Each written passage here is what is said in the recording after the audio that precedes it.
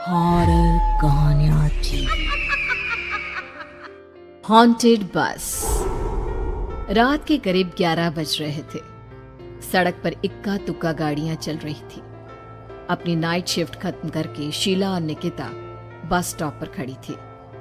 आज तो हमें बहुत देर हो गई। पता नहीं घर जाने के लिए हमें कोई साधन मिलेगा भी या नहीं।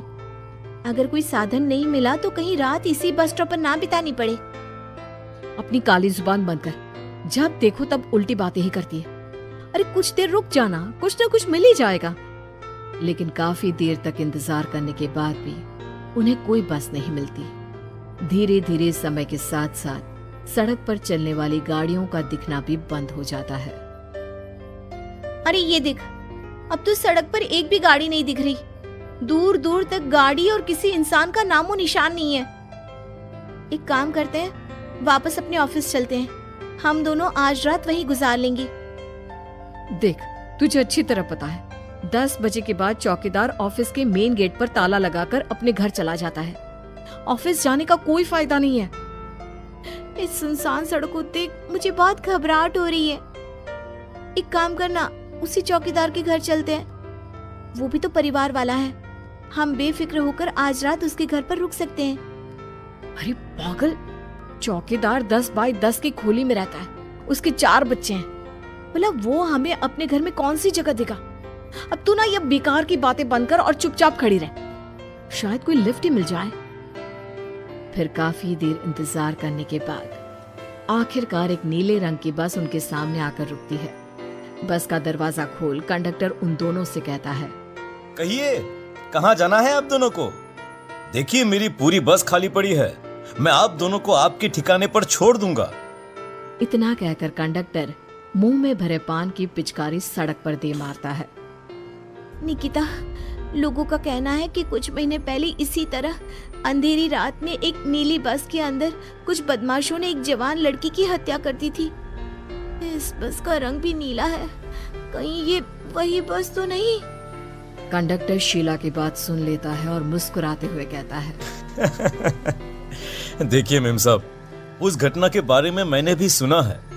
माना कि उस बस का रंग और मेरी बस का रंग एक है, लेकिन दुनिया में नीले रंग की एक ही बस तो नहीं है ना। हा?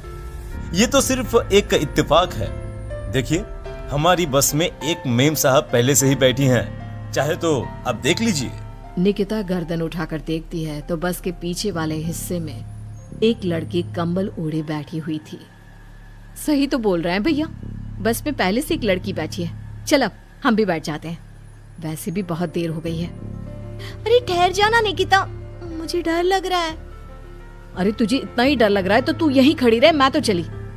अरे तुम मुझे छोड़कर कहाँ जा रही है? मैं भी चलती हूँ। दोनों बस में जाकर बैठ जाती हैं। देखते ही देखते ड्राइवर बस को तेज रफ्तार में चलाना शुरू कर देता है। तभी शीला की नजर पीछे वाली सीट पर अकेली बैठी लड़की पर पड़ती है। उस लड़की की लाल आंखें और उसका आधा जला हुआ चेहरा देखकर शीला घबरा जाती है।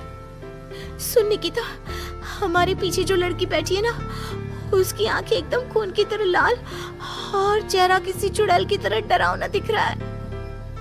अरे छोड़ ना, कौन कैसा दिखता है? मुझे इन सब बातों में कोई दिलचस्पी नहीं है। मैं थोड़ी देर झपकी लेना चाहती हूँ, इसलिए अब तू अपनी बड़बड़ बंद कर प्लीज। बेफिक्र निकिता अपनी आंखें बंद करके बैठ जाती है। दूसरी ओर बस जंगल के रास्ते में पहुंची है। चारों तरफ घना अंधेरा और साथ ही जंगल में मौजूद जंगली जानवरों की डरावनी आवाजें शीला को और भी ज्यादा डराए जा रही थी। थोड़ी ही देर में बस एक बरगद के पेड़ के पास से गुजरती है। तभी अचानक बरगद की डाल पर बैठी एक बिल्ली कूदकर खिड़की के रास्ते शीला की गोद में आ गिरती है। मर गई रे, बचाओ मुझे, कोई बचाओ। शीला के चिल्लाने की वजह से निकिता की आंख खुल जाती है और वो भी घबराकर इधर उधर देखने लगती है। तभी पीछे वाली सीट पर बैठी लड़की उठकर शीला के पास आती है और बिना कुछ कहे उस बिल्ली को शीला की गोद से उठा उसे सहलाते हुए अपनी गोद में लेकर वापस अपनी सीट पर जाकर बैठ जाती है। अरे शीला, तू तो बहुत ही डरपोक है। जरा जरा सी बात पर उछल पड़ती है। मैं कल से अकेले ही सफर करूंगी। अरे मैं क्या करूं? वो बिल्ली अचानक मेरी गोद में आ गिरी। अपनी बकवास बंद कर और मुझे चैन से सोने दे। इस तरह शीला को डांटकर निकिता फिर सो जाती है, पर तभी अचानक एक झटके से ब्रेक लगाकर ड्राइवर बस को रोकता है। शीला खिड़की से बाहर झांक कर देखती है तो उसे सड़क के किनारे एक काला आदमी खड़ा दिखाई देता है। उसकी बड़ी बड़ी दाढ़ी और अजीब से कपड़े देखकर शीला को घबराहट होने लगी। क्या हुआ ड्राइवर भैया? आपने बस क्यों रोक दी? अरे वो देखो, वहाँ वो सड़क के किनारे एक आदमी खड़ा है, उसी के लिए मैंने बस रुकवाई है। शीला निकिता को धक्का देकर नींद से जगाती है। अरे अब क्या हुआ?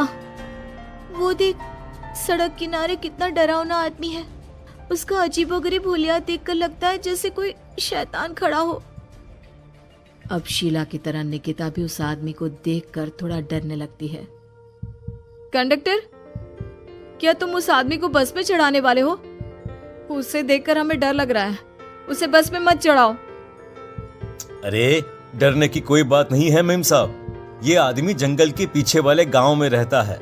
ये रोज इसी वक्त मेरी बस में बैठकर पड़ोस वाले गांव में जाता है। और वैसे भी ये बेचारा गूंगा है।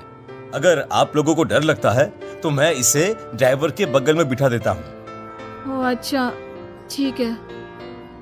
फिर कंडक्टर का इशारा पाते ही वो आदमी बस में सवार हो जाता है। ड्राइवर दोबारा एक्सीलेटर पर जोर देकर बस को आगे बढ़ाता है।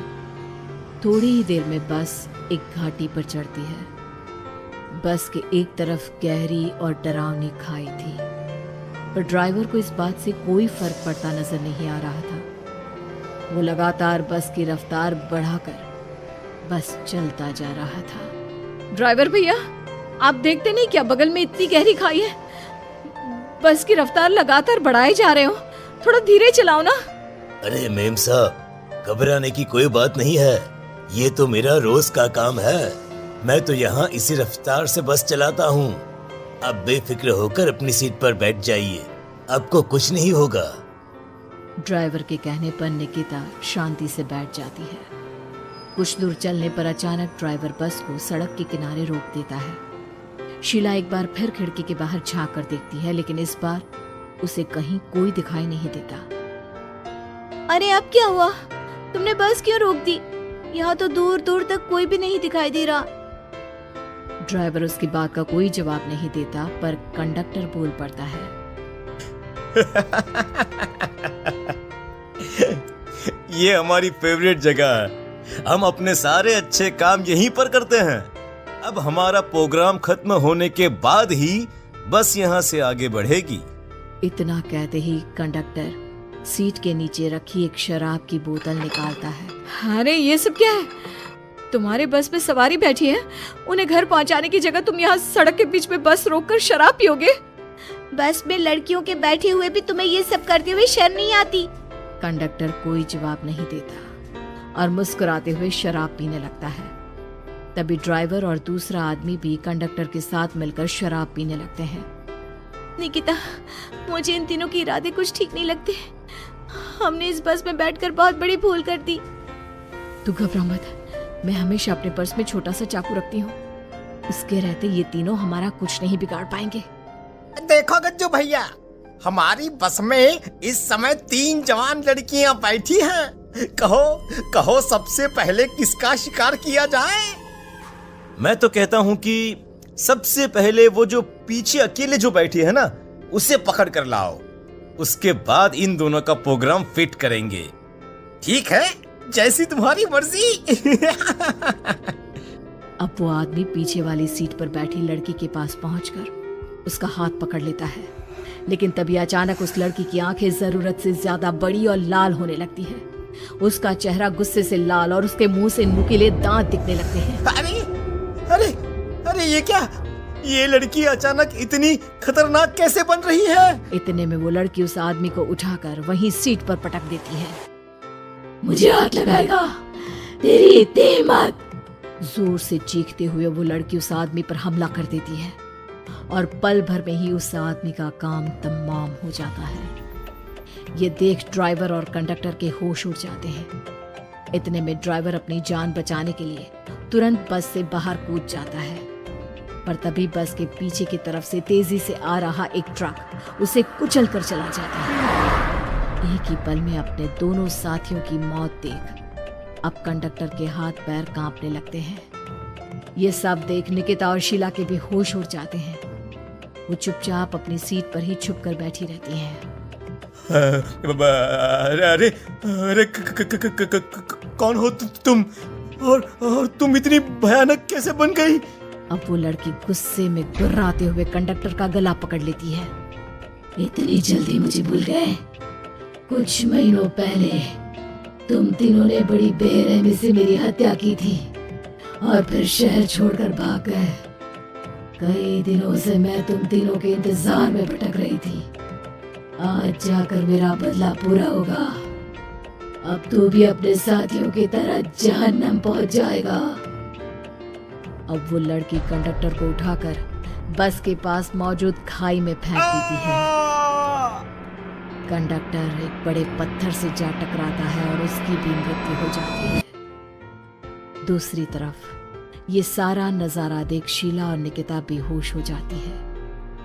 अगली सुबह जब उन दोनों को होश आता है तो वो अपने आप को एक सरकारी अस्पताल में पाती है।